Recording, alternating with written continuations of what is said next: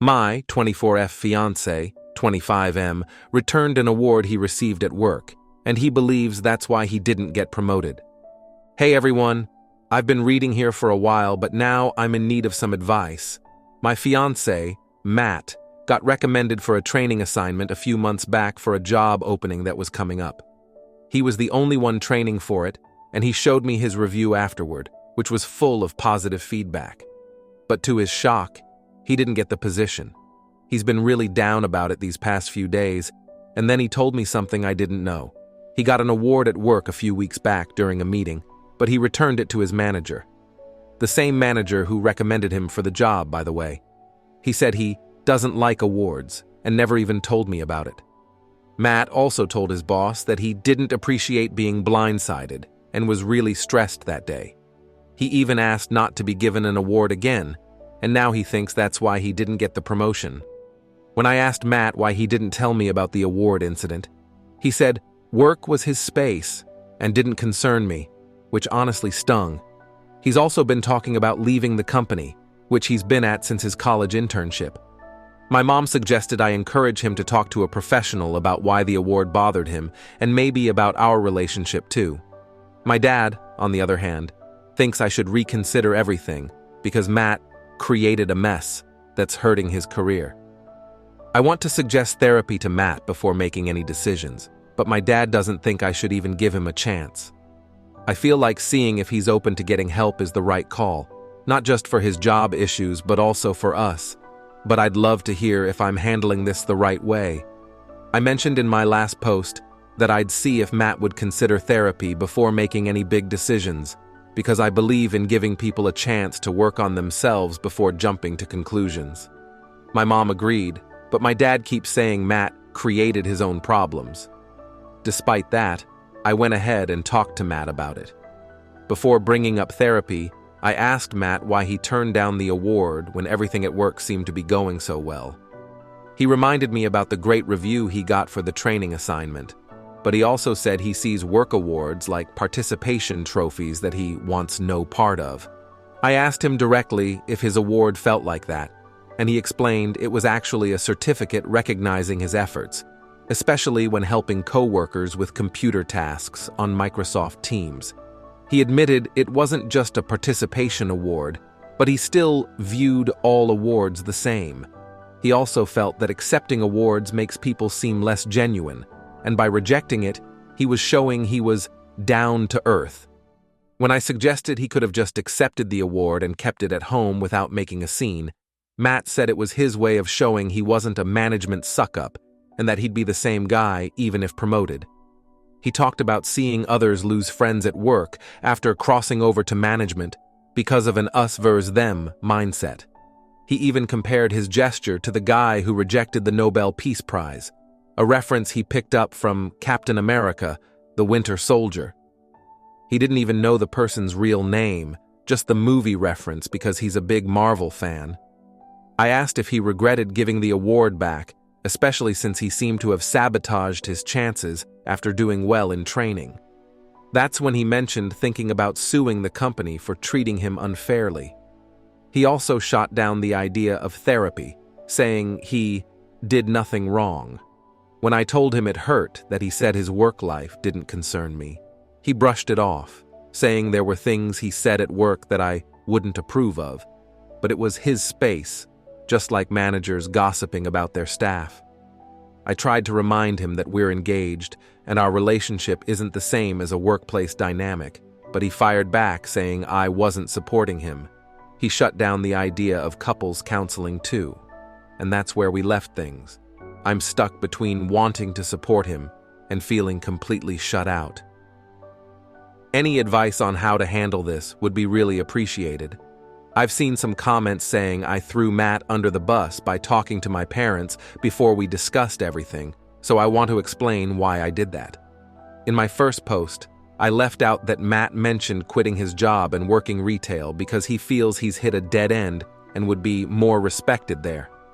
I also told my parents because we were planning to buy a house, but Matt changed his mind and wanted to stay in our apartment before even mentioning anything about suing the company.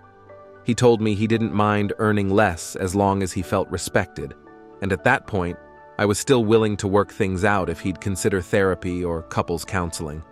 But after he refused and doubled down, I told him I was reconsidering things, which he didn't take well. He accused me of not being on his side, just like his boss, who first recommended him for the job and gave him the award.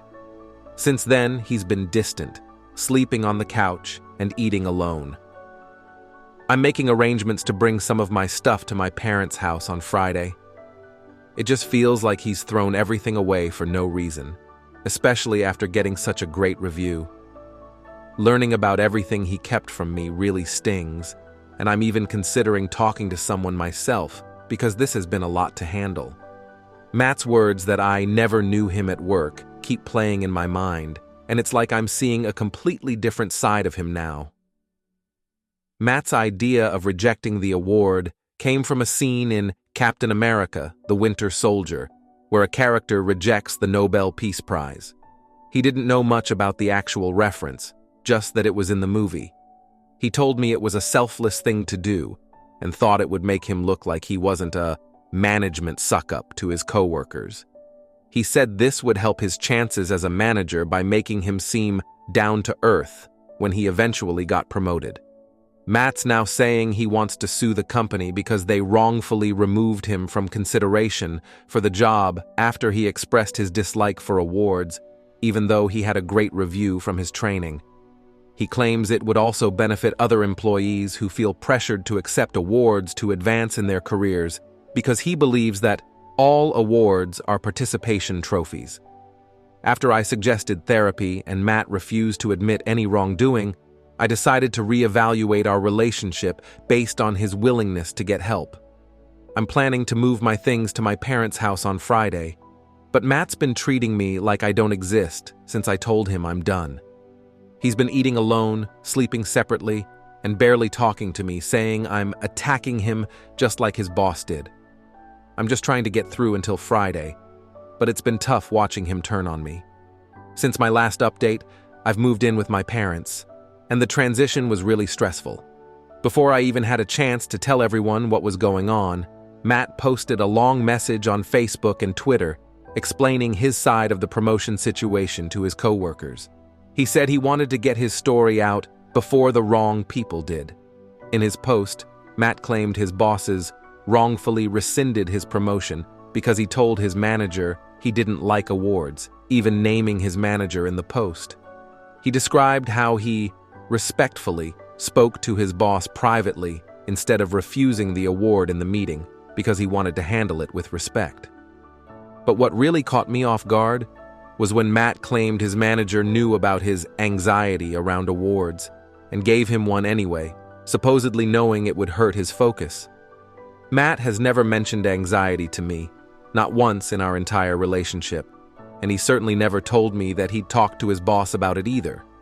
He also left out the part where he admitted to being emotional and saying things he shouldn't have, like telling his boss, "Don't ever give me awards again." My dad read the post and thinks Matt's lying about the anxiety just to get sympathy and make himself look like the victim. He believes Matt is twisting the story to draw pity, especially since the post left out all the parts where he acknowledged feeling blindsided and emotionally stressed.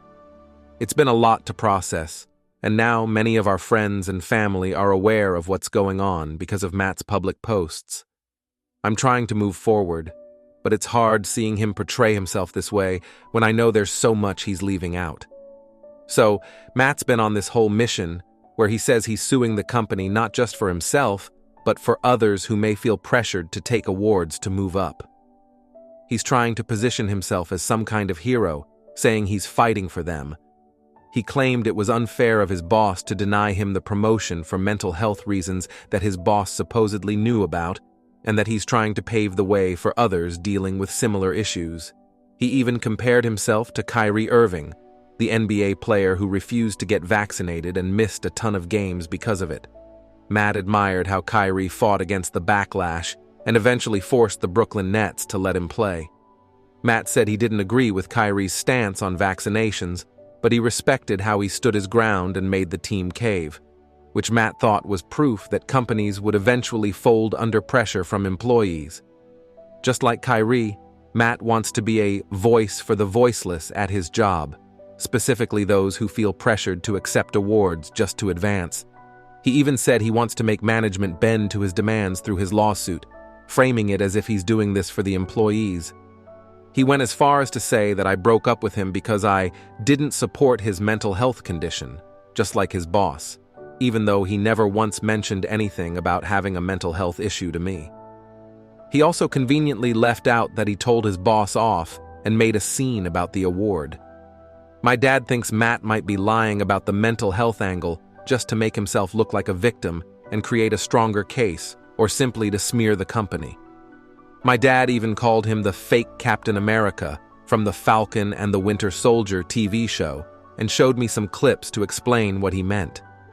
Matt also wrote in his post that he's glad to find out I didn't support mental health before we had kids, which was a gut punch because I had suggested couples counseling, but he shut it down, saying he didn't need it because he did nothing wrong. He also lied, saying I refused to sleep with him after he opened up about his anxiety.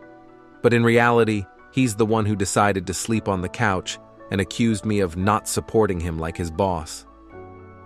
Matt mentioned he was talking to someone who's a union shop steward for advice and hinted that there would be more updates to come.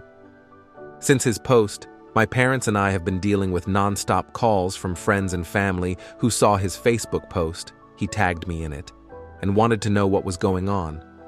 I've also received nasty DMs on Instagram from people I assume are his friends, accusing me of not supporting Matt's mental health. Some messages were really vulgar, so I've been blocking those people. It's been incredibly stressful, especially because Matt tagged me in his post, and now I feel like I have to explain myself to everyone. I've been doing my best to stay off social media and not engage, but it's been hard when so many people are reaching out. What really crossed the line was when Matt called my job after I moved out, telling them I'd made ableist comments about his mental health, which was completely false.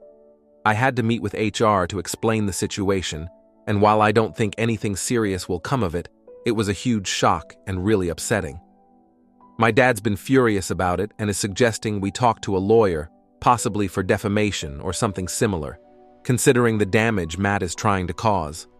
I'm hoping Matt stops, but given how things have gone, I'm preparing for the possibility that he won't. I just want him to leave me out of whatever crusade he's on, but we'll see what happens after consulting with a lawyer. For those wondering, Matt was genuinely in the running for the promotion. I saw the review from his training assignment with my own eyes. The scores were good, and there were no negative marks that would have impacted his chances. His manager even took him out to dinner a few weeks before he returned the award to discuss the promotion, so it's clear he was being considered. However, Matt's decision to return the award happened after the meeting, not during it. He sat at his desk feeling uneasy before deciding to confront his boss in his office, where he told him not to give him any more awards. Matt later told his co-workers in passing that he returned the award to show he wasn't a suck-up, trying to prove his point without making a scene during the meeting. The award itself wasn't tied to the promotion. It was a separate recognition for the help Matt provided to others on Microsoft Teams when his boss asked him to assist. It wasn't a certificate required for the promotion, and it had nothing to do with his training assignment, despite how Matt tries to link everything in his lawsuit claims. I hope this clears things up for those who were unsure about the details. Final update.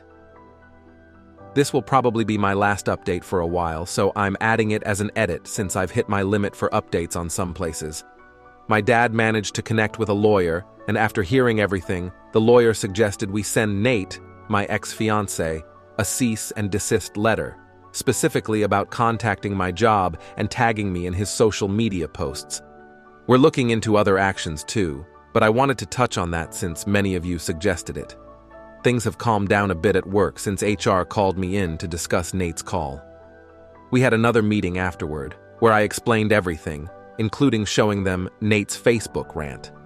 They agreed he was being vindictive and saw how delusional his behavior was becoming.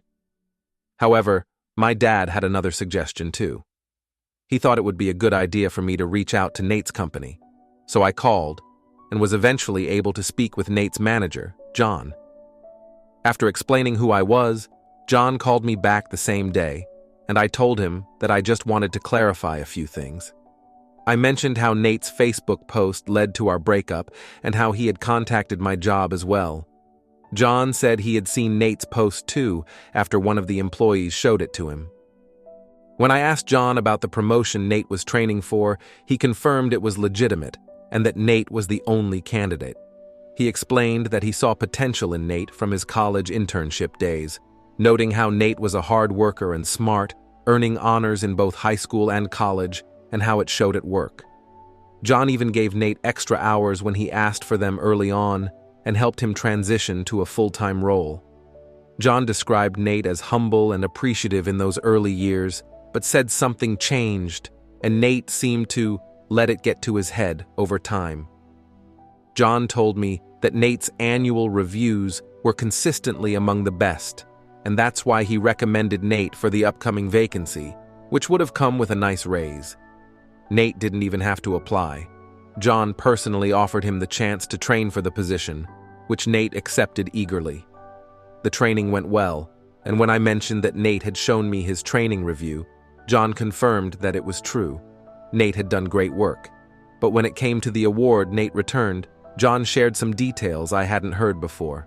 Nate told me the award was for helping others via Microsoft Teams, but John explained that it was more than that.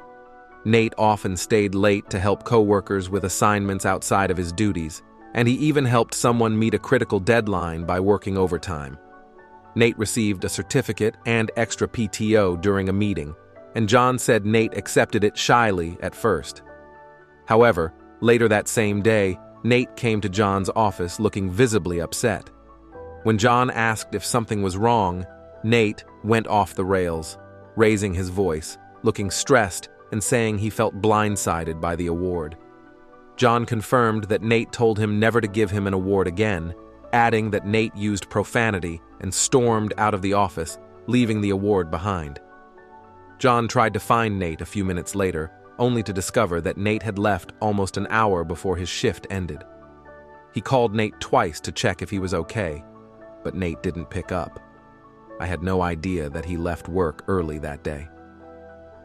The next morning, John approached Nate at his cubicle to ask if everything was all right, but Nate refused to talk privately. When John insisted on checking in, Nate cursed at him from his desk, and others around heard it too. Despite Nate's excellent training review, this behavior ended his chances for the promotion. John said he was done with him after that incident. John tried to be reasonable, giving Nate an opportunity to explain himself instead of immediately reporting him for leaving early, but Nate's actions showed he wasn't interested in mending things. John admitted that he didn't report the incident to HR right away because he wanted to give Nate a chance, thinking he might have been dealing with something deeper. But when Nate cursed at him in front of others the next day, John felt compelled to inform his own manager and HR about everything that had happened. John said he felt disappointed, noting that he had recommended Nate when other managers wanted to bring in someone more experienced. Throughout our conversation, John kept emphasizing that Nate had once been a good kid and that he saw a lot of promise in him. He mentioned how he saw some of himself in Nate, but suspected that Nate might have been spoiled growing up, saying Nate never learned how to handle stress gracefully, which John felt was crucial for a leadership role. This whole situation has been eye-opening and painful. I never expected things to unravel like this, but it's clear that Nate's actions are catching up with him. My family and I are moving forward, focusing on our own peace, and I'm thankful for everyone who's reached out with advice and support. I hope Nate finds the help he needs, but for now, I'm just ready to put this chapter behind me. John's last point about Nate's upbringing really hit home, and my dad completely agreed with his assessment.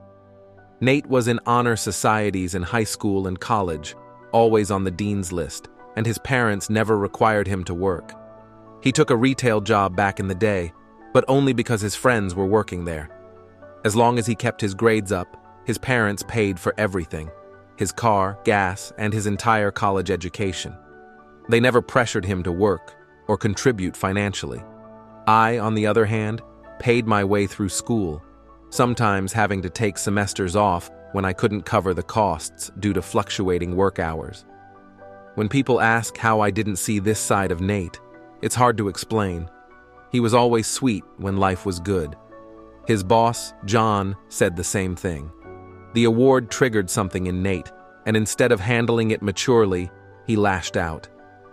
Nate had always been good to me, surprising me with flowers, fun dates, and we spent countless nights watching movies together. But once that award came into play, his immaturity reared its head. He accused me of siding with his manager and started treating me differently, pulling away and becoming distant. My dad pointed out that everything had been smooth sailing for Nate at work until the award incident. But when things got tough, it was like he couldn't handle it. My dad thinks that moment exposed a side of Nate that wasn't reliable under pressure because Nate always deflected blame instead of owning up to his actions. He said, I shouldn't blame myself for not seeing it sooner, because Nate's parents had likely shielded him from consequences his whole life. Even John, who worked with Nate for almost 5 years, didn't see it until Nate was triggered by the award. I still find myself questioning how I missed it. But this was truly the first time I saw Nate react this way to something that wasn't even negative. The award was a recognition of his hard work, but he saw it as a slight. It's disappointing, but it's the reality of the situation. Nate has since made another post, mentioning a live stream he plans to do with the union shop steward, but I won't get into that here. This update's already long enough. Right now, we're working on the cease and desist letter, and that's our first move. I'm grateful for everyone who's reached out with support and advice. Explaining everything to friends and family who saw me tagged in Nate's original rant has been exhausting, but I'm just trying to take things one day at a time. There's not much else I can do, and I'm just focusing on moving forward. Thanks to everyone who's been there. I really appreciate it.